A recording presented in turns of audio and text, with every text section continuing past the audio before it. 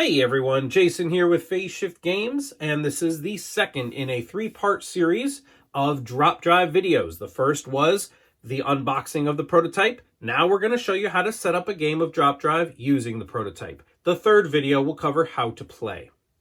All right, so we have all of the components laid out on the table. Let's show you how everything is set up. First, you're going to set up the walls, which are already established here, forming the play area of the game. You're going to take the sun and place it in the center of the play area.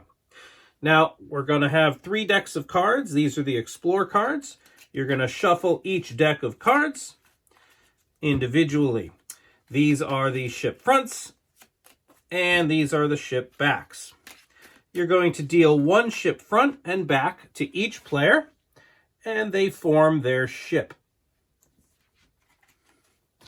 Then you are going to deal 3 Explore cards to each player. They're going to choose 2 of them to keep, and then 1 is discarded to the side of the table. You can place the remainder of the deck over with the discards to the side of the table. The remaining ship fronts and backs can be removed for now. You're not going to use them for the rest of this game. Each player will choose a player color and take the associated dice. This is their battle die and their player ship of the same color. So this is the blue player. It's going to get their rocket ship and their blue die. And this is the green player with their spaceship and their green die.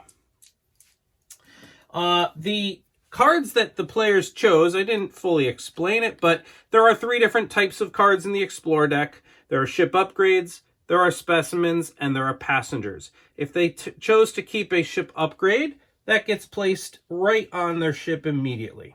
If they chose to keep a specimen, the specimens are placed just below one of the 4 specimen slots on their ship. In the ship front and ship back, there are 2 slots in each side. And if there are any passengers like this one here, they're just going to be kept to the side of the ship. And the specimen, again, goes below. Okay, next up, every player is going to get 1 drop drive charge token. Simply place it near their ship. The others can be placed to the side. They may come into play later on if players get a certain ship upgrade that gives them another charge token. Each player is going to take 1 of the ship end pieces of the nav tool and a collection of normal links for the nav tool. And from that, they're going to construct the nav tool according to their drop drive rating. In the case of the green player over here, he has a drop drive rating of 4. And in the case of the blue player, he has a drop drive rating of 5. So they will construct their initial tool of the appropriate number of links based on that drop drive rating, because the first thing they're going to need to do is drop their ship into space once it comes time for them to take their first turn. So each player will construct their own nav tool from the pieces available. The fighter ships here are the pirates. Each one is going to be placed on the appropriate planet of the same color. And over here you can see we already have our 5 planet tiles laid out.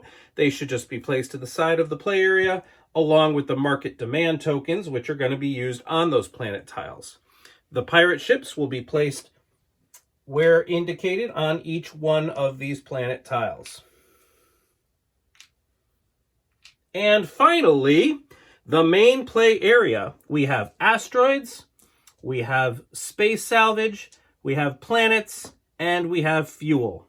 All of these are going to get jumbled together. You're going to pick them up in your hand, shuffle them up, shake them up, and this is what we call the Big Bang. You're going to drop them on top of the sun. Everything is going to spread out and form the solar system or the galaxy area for this game. Now, in the prototype version, there's a tile for the sun that's flat. In the final version, it will have a rounded top.